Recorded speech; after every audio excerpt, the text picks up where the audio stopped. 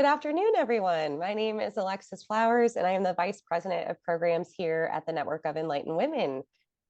This is our second Professional Development Week session, Creating the Perfect Resume and Cover Letter. Today, we are joined by our friends at Talent Market, and specifically Lydia Ocampo, who has a great presentation on the job application process and specifically getting those resumes and cover letters perfect so you can land your dream job. To briefly go over format, I will do a quick introduction and then Lydia is going to kick us off with a presentation. After that, we will open it up to Q&A. So if you have questions, please write them in the chat box. There's actually a Q&A box as well, so you can use either one of those. And we would love to answer questions and make this a conversation. So keep those questions to the end. We would love to have them. So Lydia Ocampo manages searches primarily for entry and mid-level roles in the Liberty movement. She also engages in outreach to expand Talent Market's network, including giving presentations on career development and opportunities available in the Liberty movement. Lydia started her career with Young Americans for Liberty. During her time with YAL, she wore many hats, including Southeast Regional Director, Intern Coordinator, and Director of Operations. This is where she found her passion for recruiting and discovering like-minded individuals to grow our movement. She is also a graduate of the Koch Associate Program. Lydia studied public administration and political science at the University of Wisconsin-Green Bay, and she currently resides in Wisconsin with her husband and daughter. So thank you so much for joining us today, Lydia. Thank you so much for having me. And I think this is my second Professional Development Week presentation. So thank you for having me back. Yes, I'm very excited to be here. And today, like you said, I'm going to be talking about creating a fabulous resume and cover letter. To tell you a little bit more about Talent Market, Talent Market is a nonprofit that's dedicated to helping other free market nonprofits in the movement with their hiring needs. We do this by helping them manage the search process from start to finish for entry to executive level positions in a pretty wide variety of fields. So anything from fundraising to communications, marketing, journalism, to policy and legal roles, even event planning, or maybe database management. So pretty much anything an organization would need to hire for, we will help them with. We have worked with over 250 organizations all across the United States so far, and we have helped place over 1,175 people in Liberty advancing careers. So there's a lot of opportunity in this area, and I would love to see some of you to explore some of those career opportunities. So to get started, I'm going to be talking about kind of the big picture in terms of, why do you create a cover letter in a resume? And then we'll go into creating that top-notch resume and writing a stellar cover letter. And I have left plenty of time for questions afterwards. Please keep in mind that this is really from a free market nonprofit perspective. So absolutely a lot of what I'll be talking about today will transfer over to different industries in the private sector, the public sector as well. But there are some things that are very specific to our movement that I'll be talking about that might not necessarily apply outward. So just keep that in mind throughout the presentation. Okay, but first, cats. This is my favorite part. So my coworker, Stephanie, loves to talk about her two cats, and it just directly applies to this presentation. So I wanted to leave it in here. In 2020, at the height of the pandemic, adopting a pet in DC became pretty competitive. Everyone suddenly, found themselves stuck at home and in need of new friends. And her partner had been discussing getting some pets for a while, and they decided that it just happened to be the right time. And they finally decided to move forward with that. So they were keeping an eye on some local rescues for the right fit, and they found these two beautiful cats that you see on my screen here. And they lived their entire first year of their lives in a rural shelter and each had gone blind in one eye due to some just chronic health problems. And after they discussed it, they realized that yes, this was the perfect fit for them, and they started their application process. So they definitely met all of the minimum requirements for adoption, but so did a lot of other people.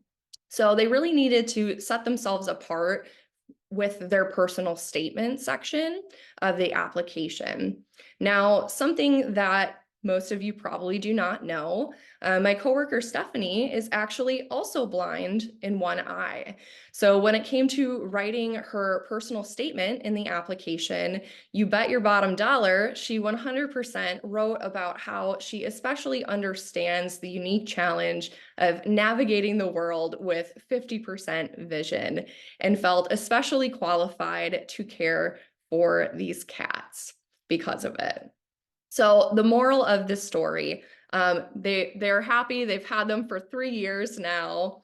But long story short, this is the energy that you need to bring to your job applications, especially when you're applying for roles at mission-driven organizations.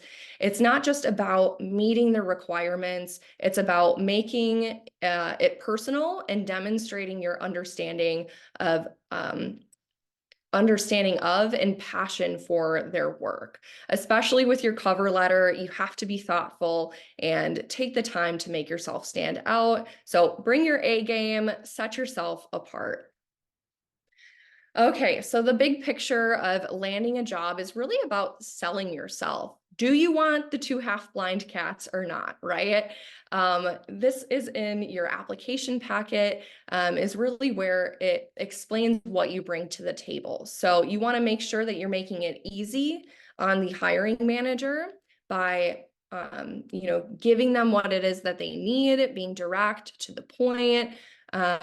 Don't be shady. So make sure that you're always being honest. You're not trying to hide anything. You're being upfront about maybe areas of your work that you find that if there was a gap in your job history, for example. And then last but most importantly, passion is key. You'll see that this is a common theme throughout this presentation, especially with nonprofits. Mission-driven work is really important. And so we need to know that you are aligned with our mission. Not making widgets, explain your passion for the free markets specifically. So let's get into talking about the resume. All right, 6 seconds. So they say that your hiring managers spend about an average of 6 seconds reviewing resumes. Now, this is probably a bit of an exaggeration. Talent market, of course, is much more thoughtful. But here's the thing. Even if it's not totally verifiably true, I think it can still be really helpful to keep in mind when editing your resume. So even if a recruiter is spending more than 6 seconds, they definitely aren't going to strain themselves to decipher your materials. So it can't be novel length, right? It can't just have a huge block of text. And if it feels painful to you, keep in mind that the longer your resume is, the less likely hiring managers are to see the parts you most want them to see. The good news is that you can really use formatting to your advantage here. So the graphic is demonstrating an E-pattern reading tendency. So we know from some cool sciencey studies that people glance over resumes. Their eyes follow almost exactly a capital E pattern. So fun fact, but as you're formatting your resume, think about how you can leverage this pattern to arrange your sections and headers where the eye is most likely to be drawn, because what you're trying to do is catch the reader's attention so they pause and really pay attention to the whole thing. So here's some basics that I will bring up. So keep in mind that, there we go. Keep in mind, absolutely keep that resume to one page. There are exceptions to this rule. So for example, if you have a PhD and you have a lot of publications, you might have a 2-page resume. Or if you're someone with 20 years of experience, you might have a 2-page resume. But for the most part, keep it to 1 page. It makes it a lot easier to follow and really for the hiring manager to see the points that are most important. Check spelling and grammar, that's pretty basic. Have a second set of eyes is always really going to be helpful here. Save as a PDF, and your file name should be something professional. So I always recommend putting your name and the position you apply for. You definitely don't want to keep it as the template that you used or something like that. I have seen that before. I know Indeed, for example, has templates that you can use. Be careful about those. While they can be helpful sometimes, they don't always translate well if you do like an auto apply. We don't have that process, but I know sometimes other organizations or jobs use Indeed's platform. It might not actually translate how you think. So just be very careful about that kind of thing. Pre-download something, see how it looks, right? Or this can be really important when you're transferring from Word over to PDF. Maybe your resume on Word is 1 page, but when you transition it to a PDF format, it might have it might look a little weird or something like that. So make sure you're doing your due diligence and paying attention to those details. And lastly, once again, make it easy on the person reading it. So have a clear format, black and white, negative space. Those are your friends. Some other things that you can include. So this is what you can include. So your contact information, name, your permanent email, phone number, and your location, so city and state. With your email and your phone number, this might very well be what they use to reach out to you, right? So you want to make sure it's accurate. Also, it should be the same exact one that you're using to apply. So you don't want to create confusion in your application by, formally typing a different email in, a form and then submitting a resume that has a different email. So set yourself up for success, make sure that those are matching. And then your education section.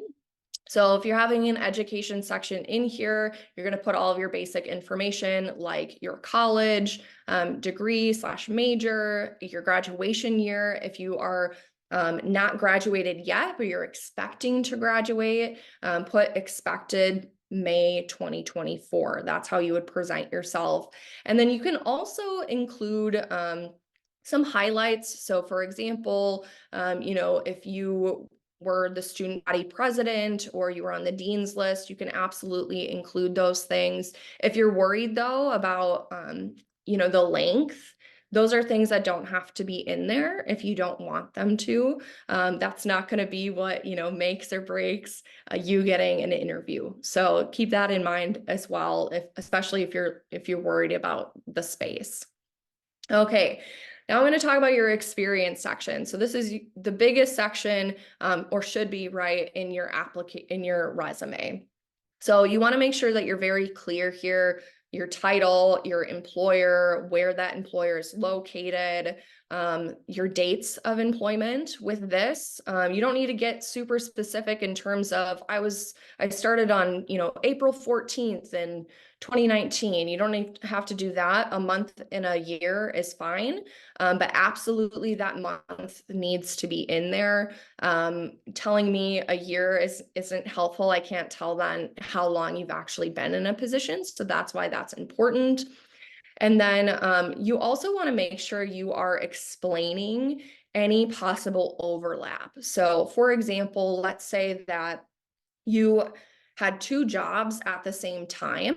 You want to make sure that you are explaining, which of those was full-time, if there was any part-time work, or are they 2 part-time positions, what does that actually look like? What you don't want is to make it seem like any freelance or consulting or part-time work is really full-time experience. That's very different, and should be treated differently. So, for example, on your resume, how this could look is you would just put something in parentheses as part-time or temporary position, something like that, to indicate that you didn't dedicate a full-time experience to that role.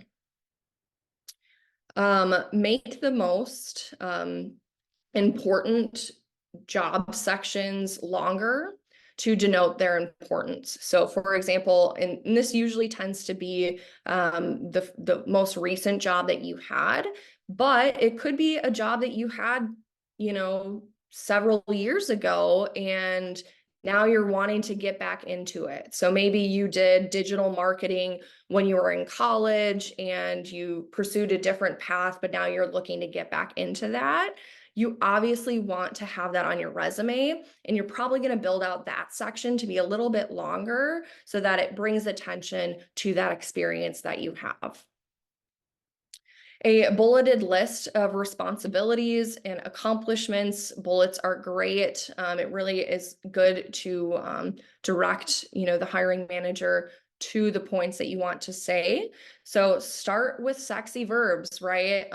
What I mean by this is we want to see what you have actually achieved in the position. So using words like I helped or assisted isn't as great as saying something like coordinated or analyzed or researched or created, right? I want to know what you actually did in that role.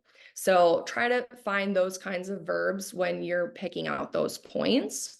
And no rambling paragraphs. Keep it brief, to the point. That's the most successful, especially in terms of trying to actually read through. As someone who has to read through so many resumes on a regular basis, I definitely appreciate when someone is more direct and to the point than someone who just kind of rambles on. If possible, you definitely want to quantify your accomplishments. So here, saying organized multiple student events. Okay, that's great. I know that you organized events, but that doesn't really go into detail about what that actually looked like. So save me the time, right? Say something more specific, like organized 5 student-focused events that averaged twice the number of attendees, 100 plus than the prior year. That's excellent. That shows me how much work that you must have put in to that. And it's a lot more clear to me what you actually worked on than, oh, I just ran some student events. And then you can also have an other experience section. This is very common in our world, and it's a great place for liberty-oriented experience. So what I mean by that is this is a great section for putting things like seminars, fellowships, the fact that you're involved with Network of Enlightened Women. Please put that in your other experiences section. That tells me that you've been involved with our movement. I want to see those things. So that's a great place for that. You can also put things like, any grassroots experience you've had, articles or op-eds that you've written. So if you're if you're looking to get into journalism, this is a great section for to highlight those types of things. If you've been published anywhere, I know I mentioned before, sometimes if you have a PhD and you have a lot of publications or you've presented a lot, this would maybe go into that section as well. And then a lot of people have a special skills section. If you're going to include this on there, I strongly encourage you to only put things that are relevant to the job. So what I mean by that is, if it's a role that requires certain programs experience, you're going to want to put those programs in there. Things like languages, I do want to make a point about this in language fluency. Unless you can use it in a work setting, do not put it on there. It might be nice to know that you're starting to learn, but it's not helpful to me if you can't actually use it. And I have known other recruiters who, for example, if you say, I had a friend who, if you said that you spoke Spanish, she would start the interview in Spanish, just to kind of test your fluency. So make sure that you're being careful about that kind of thing. In terms of computer skills, if in a job description they say they specifically want someone with Microsoft Office experience, then maybe put it on there. But I don't think you need to put that on there. It's 2024.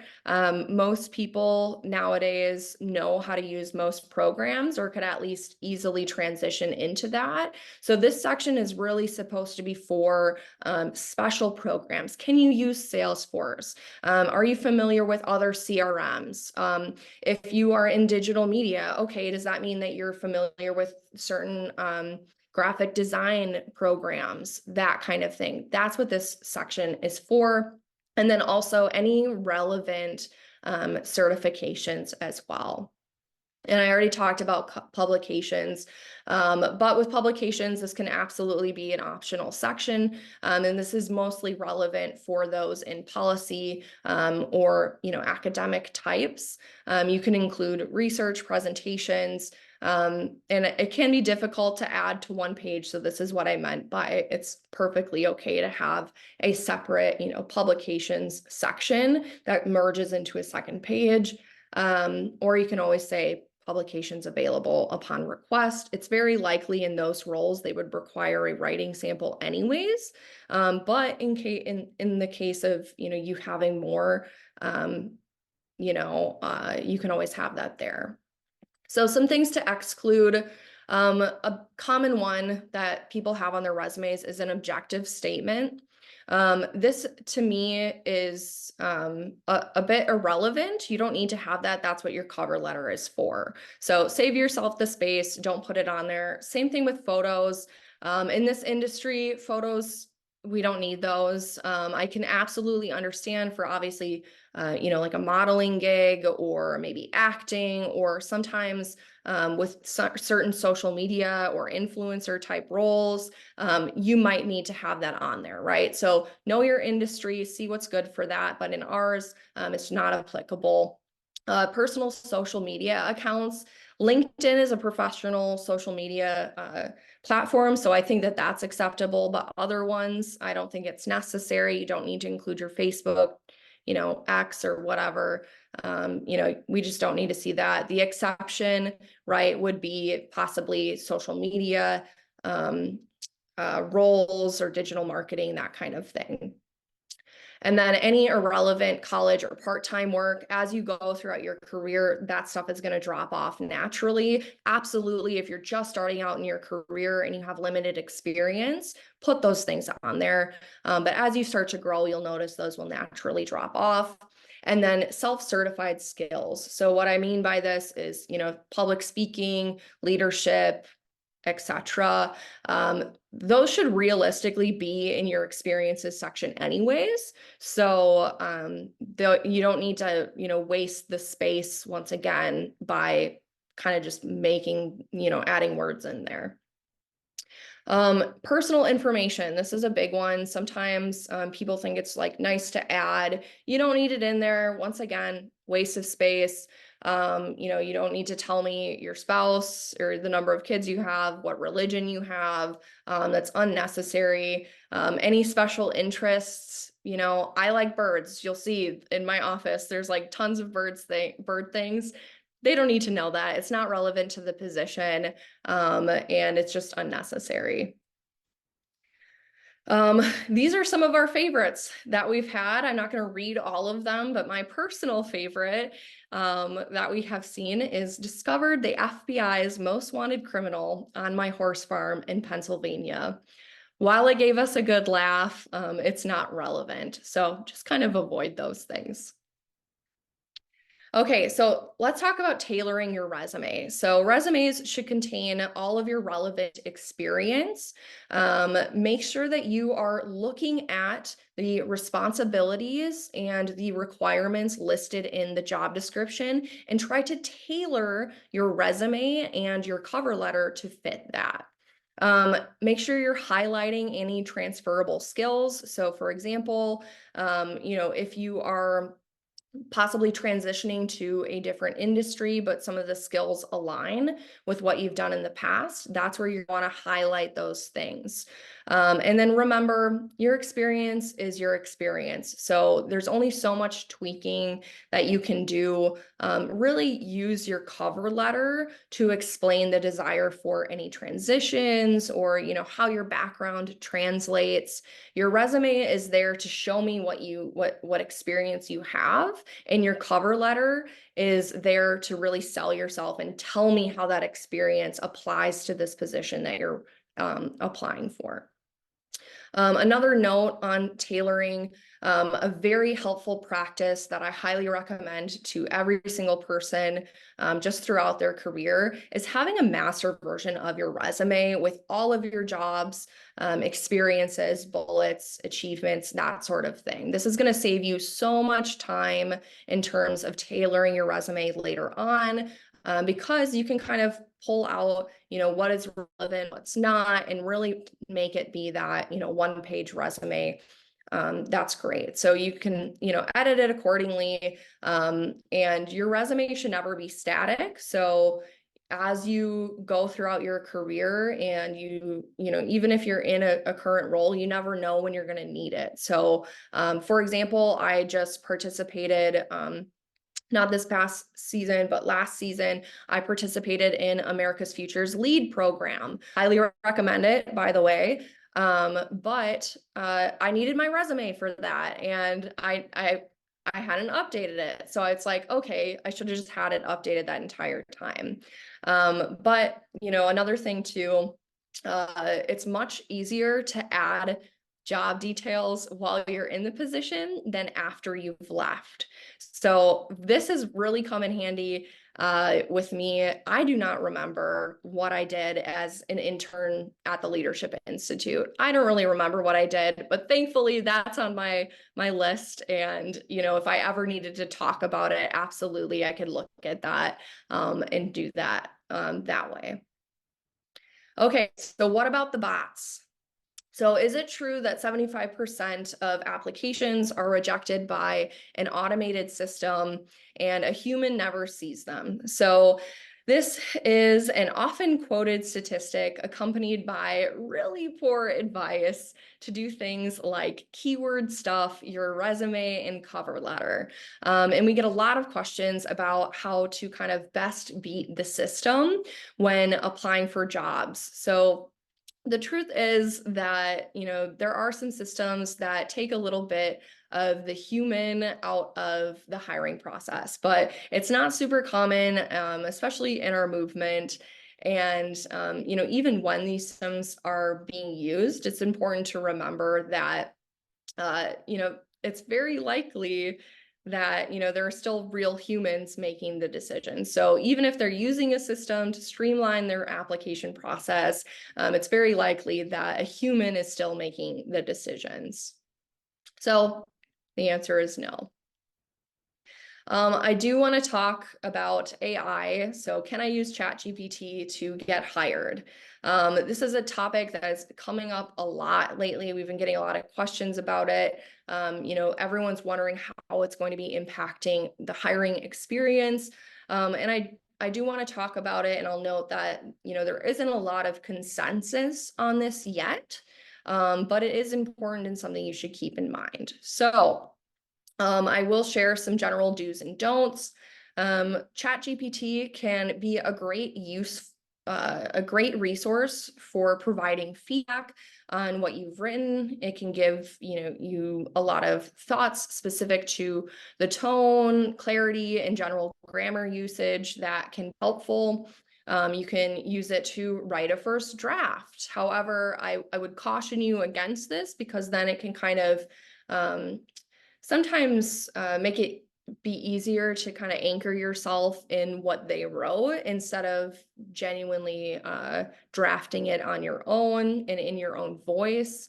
It can also be used for mock interviews, believe it or not. So, if you provide AI the job description for a role in that you're interviewing for, and you ask ChatGPT to provide potential questions and evaluate your answers, it will. So it can be super helpful, especially if you're an anxious interviewee. Now, some don'ts. Absolutely do not submit an entire ChatGPT written cover letter.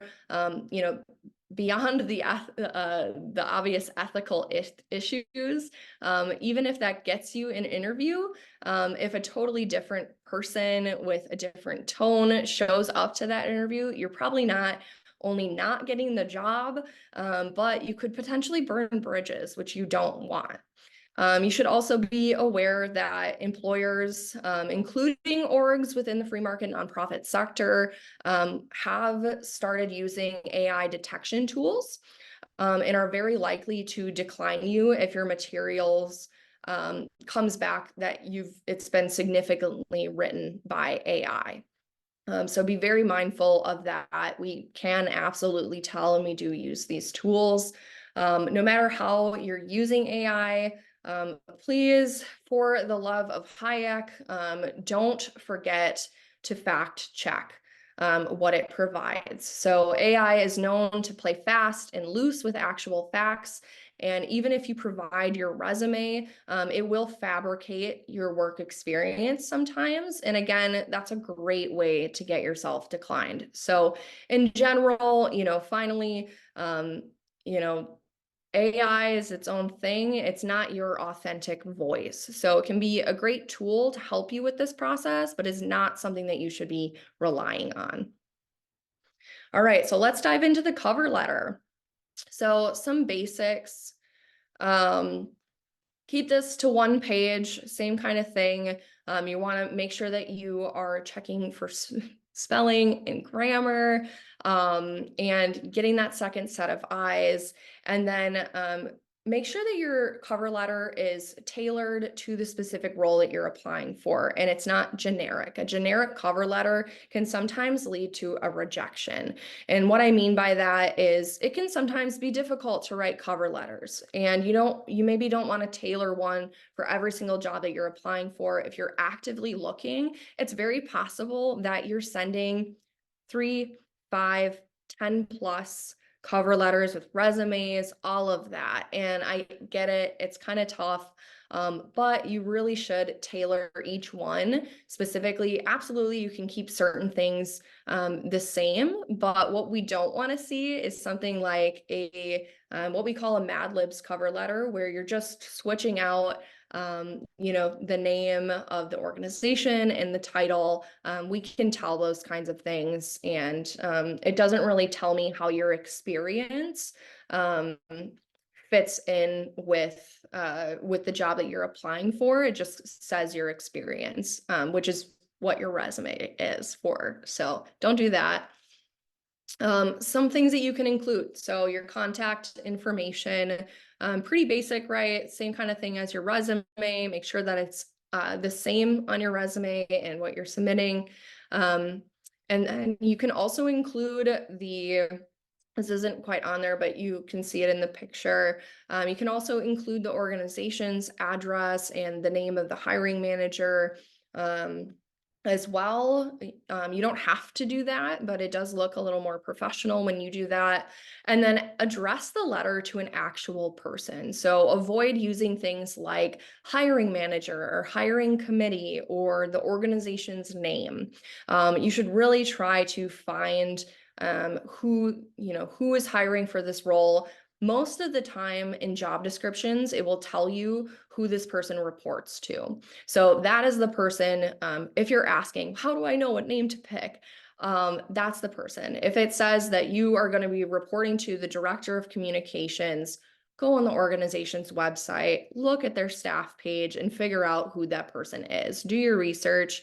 If it doesn't list who the hiring manager is, if it doesn't list who the person reports to, use your best guess and your judgment. Most of the time, you can kind of figure out what department it is in, and then you can pick the department head. Or if it's a smaller organization, it might very well be the executive director or the president or the COO, right?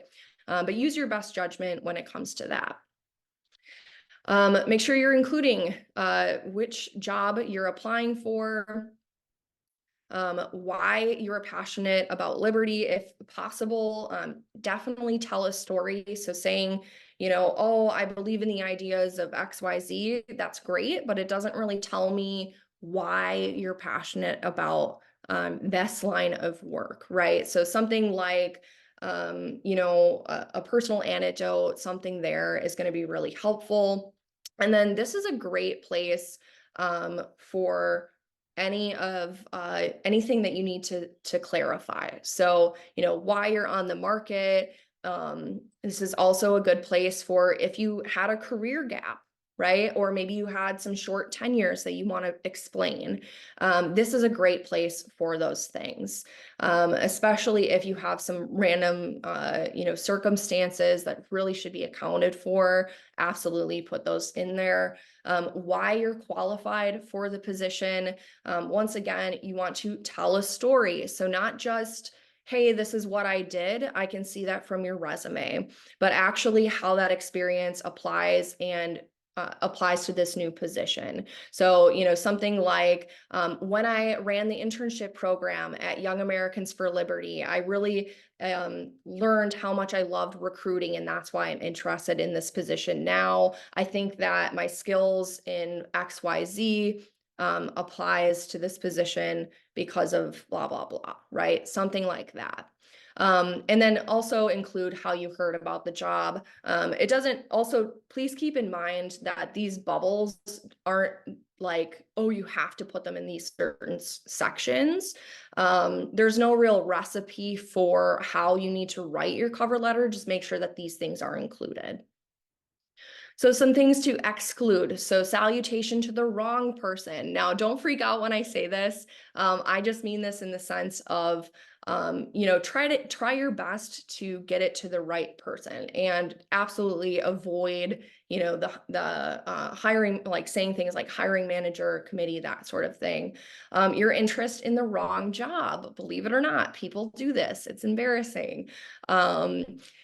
This is where Mad Lib's cover letters can kind of shoot you in the foot sometimes, because if you forget that, you put a section in there that says the organization's name and you just switch it out for another one and you forget that to update it, that's a pretty easy error that can happen. So don't do those things.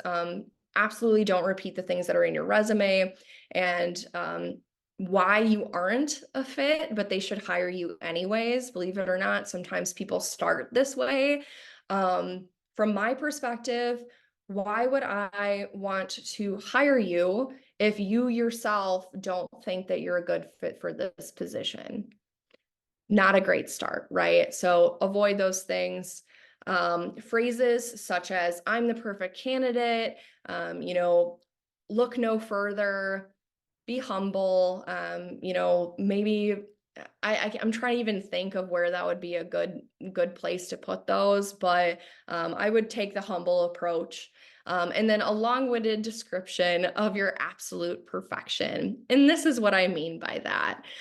Please look, I'm not even gonna read it, but this is one sentence. One sentence. Obviously, it's ridiculously long and unnecessary. Please don't do that. Make it easy on the person who's going to be reading your cover letter. Okay, so some other things worth noting. Give the hiring managers what they ask for. And what I mean by this is nothing more, nothing less. So if I, in the application instructions, say that I want a cover letter specifically asking for your salary requirements, why you're interested in the position, and how you feel aligned with this organization's mission, that's what I want to see at a minimum in your cover letter. Okay. If I request a writing sample, Send me the writing sample. I don't need a letter of recommendation also attached. I don't need references if I don't request them, right? So if it's not requested up front, don't include those extra things. If they need it, they will ask you for it. Okay. Definitely don't send a zillion attachments. Um, don't send multiple emails about it as well. That kind of thing. So those, that kind of thing can sometimes make you look a little desperate. You don't need to do that. So just give them what they ask for.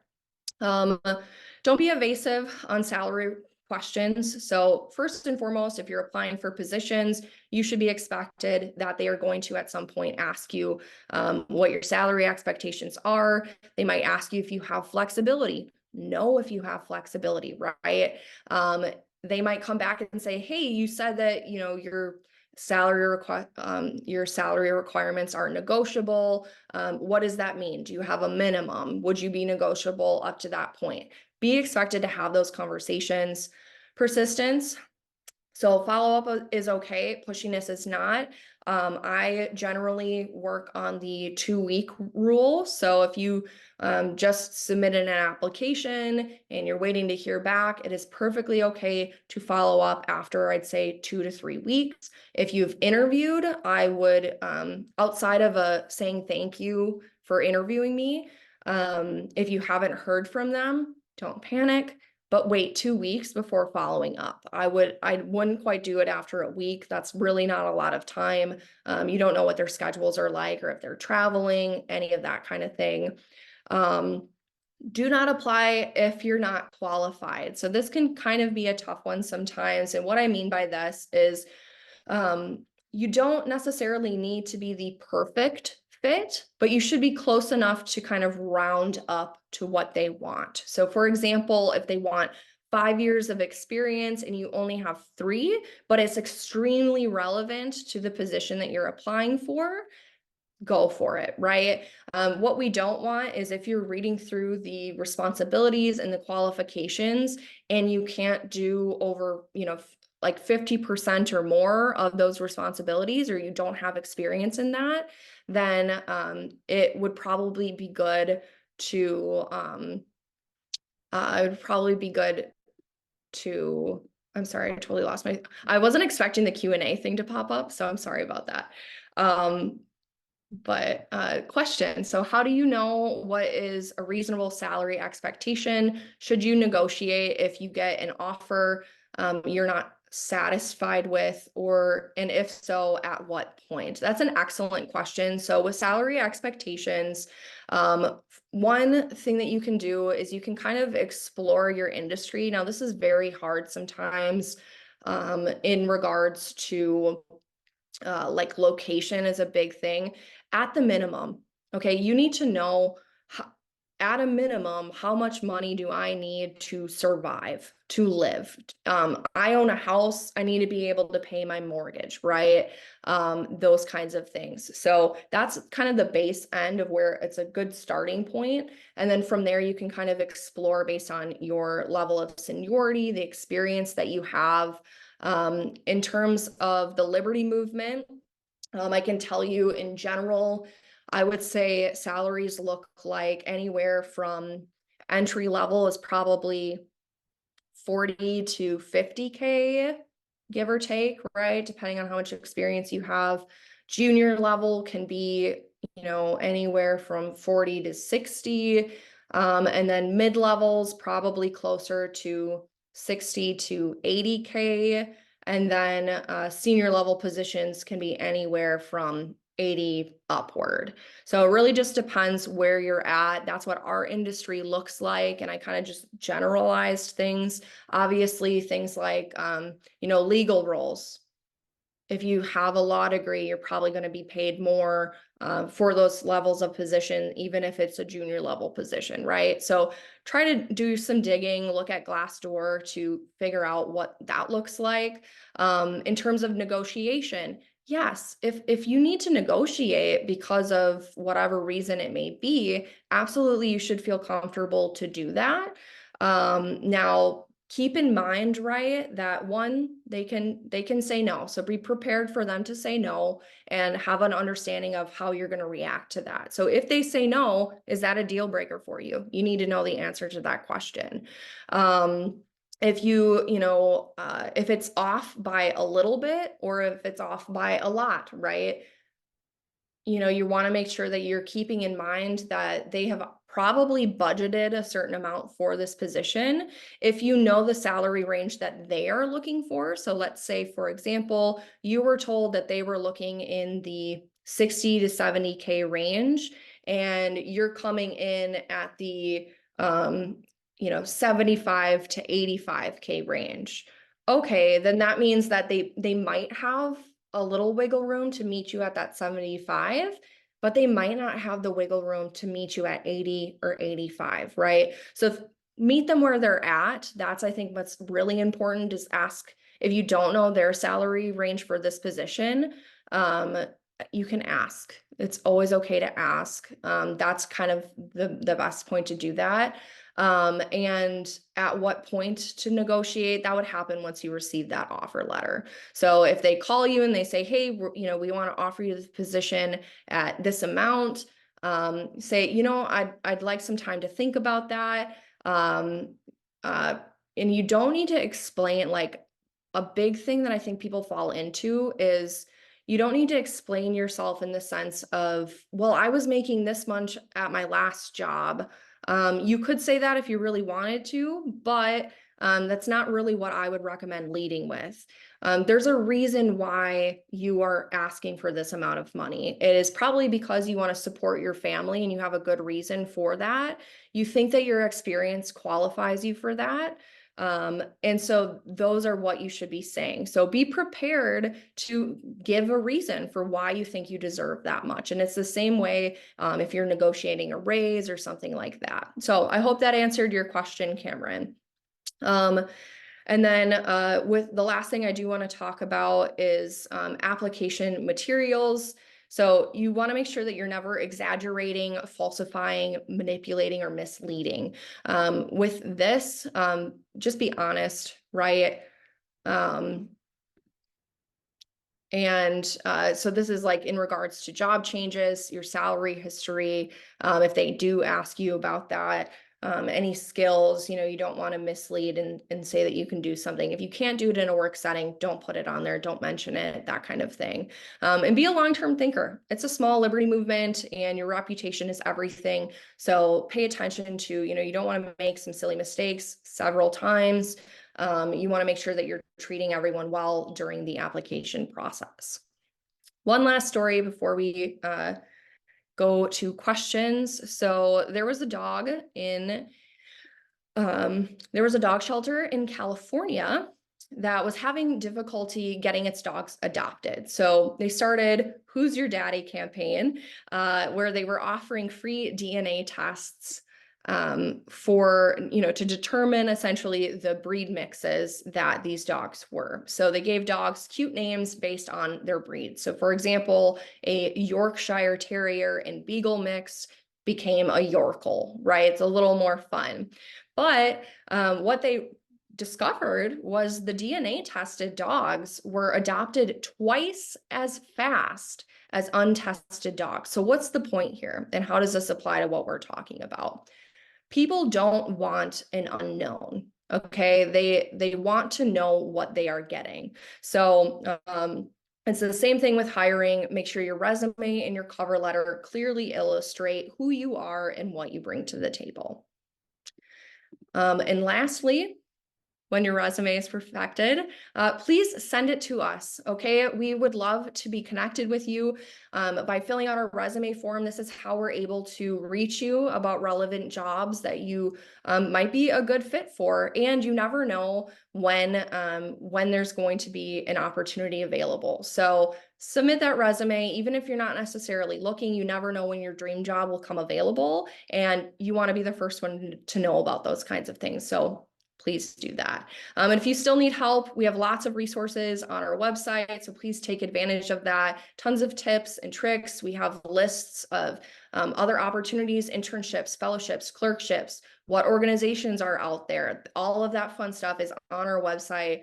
Please, please, please take a look at it. And don't forget to sign up. You can sign up for our newsletter. That's once a month. And it's pretty funny. So there's that. All right, questions, comments. Please drop your comments and questions in the Q&A or the chat. I will say I've been getting the newsletters now, and they're hilarious. Like I love them. I learn something new all the time. Okay, before folks start asking questions, I had a couple. Mhm, So I know people find cover letters to be very painful to write, typically. mhm, Um, it seems like our industry is still sticking with them, though. Do you see them ever mhm. going away, or they're pretty much staying around? That's a great question. I would say yes, they're definitely staying around. For us, like I said, mission alignment is really important, and cover letters are the best way to really gauge someone's alignment with the mission of the organization. So resumes don't always tell us that. And especially if you don't include your involvement with the movement on your resume, which sometimes people unfortunately don't, then I have no idea, right? So yeah, I would say cover letters are here to stay.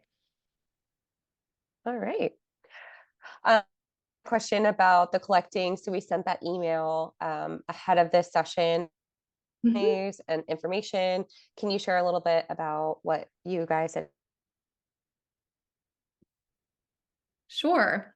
So you kind of glitched out there, but I understood the question. So yeah, so with our resumes, this essentially gives us all of the nitty-gritty details we need to be able to reach out to you about relevant job opportunities. So your salary range, when are you graduating, that kind of thing. What positions are you most interested in? So that is the main reason why we have that resume form. We unfortunately do not have the capacity to do resume consultations. I would highly recommend checking out the Leadership Institute for that. They have really great services in their careers department. So if you are interested in having, a second set of eyes look at that. I also don't mind like quick reviewing them. So if you want me to do that, just shoot me an email and say, hey, Lydia, you mentioned it during your talk. Would you be able to take a quick look at my resume? I'd be happy to do that for you. But we don't typically do that at Talent Market. We are actually swamped with searches right now, which is great. But it does mean that my time is very limited as of late. Yes, absolutely. And we actually at New, we review cover letters and resumes and do mock interview prep for members as well. So See, that's always, so yeah, take advantage of that, please. I love it. So a question about experience with reviewing applications with career gaps. What would you like to see on a resume, and what have you seen done to explain those gaps in your experience? hmm So with gaps, that's a something I would absolutely bring up in your cover letter. So, for example, and this might not necessarily be the same, right? But I've had people who had to take time off to take care of family members, for example. So, they called that out, and what's great about our movement is you're basically just embodying the principles of conservatism, right? Conservative principles by taking care of your family members. So that was how they actually ended up relating their alignment to the mission of the organization by using that career path to talk about that. So that's an example of how you can kind of show that. In terms of resumes, you could maybe, it really depends on what it is. But you could maybe include it in there, traveling for, X amount of time. Those are experiences in themselves. For example, if you're a stay-at-home mom, honey, that is a job. Okay. I have absolutely the most creative stay-at-home mom resume I have ever seen. She put it as she is like the executive director of her family. Loved it. Loved it because that is legitimate experience. So it's really just about, the view and how you're approaching that. So, don't think negatively about that gap, really own it and, try to translate that in some way if you can. If you can't, that's totally fine too. But just be expected. They might ask you about that and that's okay. I love it. Yes, especially here at NU, we love working moms and stay-at-home moms too. That's definitely not an Yeah. easy job. Um, Absolutely not.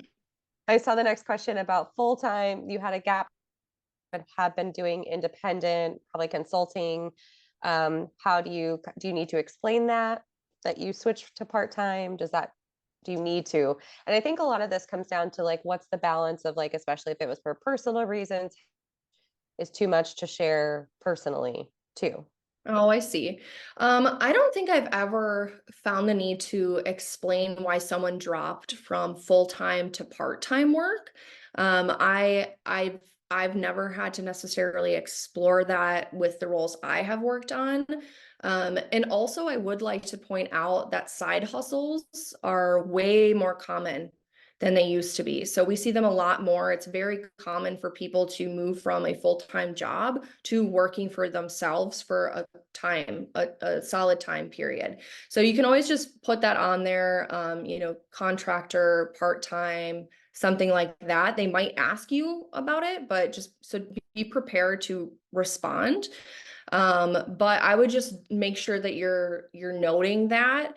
And then the other thing too with contract or that side hustle kind of thing, you do want to bring those up if you are planning to continue doing them. So you want to apply for a position and have that on there. They might ask you about those things. Hey, are you continuing to do that? Some organizations are totally fine with you having a side hustle. I do art stuff on the side, actually. Claire doesn't have an issue with me doing that at all. But it's also not those are two very different things. Whereas, for example, let's say you are doing fundraising consulting and now you're applying for a fundraising role. They might have an issue, obviously conflict of interest there. So, be prepared to kind of answer those things. And if it's something that's completely wouldn't apply to your job. For example, real estate is another common one, actually, that we see. If you run a real estate business, you might just need to explain to them that you are 100% confident in your ability to work full time at this position while possibly maintaining something else. So be prepared. They'll probably ask you about that. Yes, that's a great point. And I think transparency early on goes a big way too, when you're Yes. accepting the position and just putting that all out there. Yeah, and it's the same thing with travel. Do not shoot yourself in the foot. If you are planning a trip, you never know how long a hiring process is going to take. So it's important to be kind of upfront. If you're starting to get through those final stages, if you make it to a final interview or something like that, it's important to kind of mention those things up front. Hey, I know we're getting kind of close to the end of the stages here. I do want to let you guys know that I have a trip planned in July and I'm going to be out for a week. Is that going to, affect my candidacy or something like that? I unfortunately have seen people before where they don't mention those things. They accept the position and all of a sudden now they're supposed to be gone for 2 weeks and the organization comes back and says, I'm sorry, we can't work with that. And they actually have to rescind the offer. So that does happen. Be careful. Don't, just make sure that you're being transparent and honest with them. I love it. Well, I want to be respectful of time. So thank you so much for joining us this afternoon. Is there any final wisdom or advice or just reminders you want to share with the group? I think the biggest thing is, transparency is key. Just be yourself too. As much as even when you're starting to interview and things like that, it is as much your interview for them as it is you to them. So, you know, it's your judgment to say if it's a really good fit or not. You want to make sure that you're being yourself, and you're being authentic so that, you really know what it is that you're getting into. And it goes the same way with them. I love it. That's a great note to end on. Well, thank you all for tuning into this session of our 2024 Professional Development Week. Tomorrow evening is our spring book club discussion where we will be talking about Professor Wilcox's new book, Get Married. That's at 7 p.m. Eastern. And then we have lunchtime sessions on Thursday and Friday as well. So you can check those out on our website. Thank you all for joining us, and I hope you all have a great afternoon. Thanks, everyone. Take care. Bye-bye.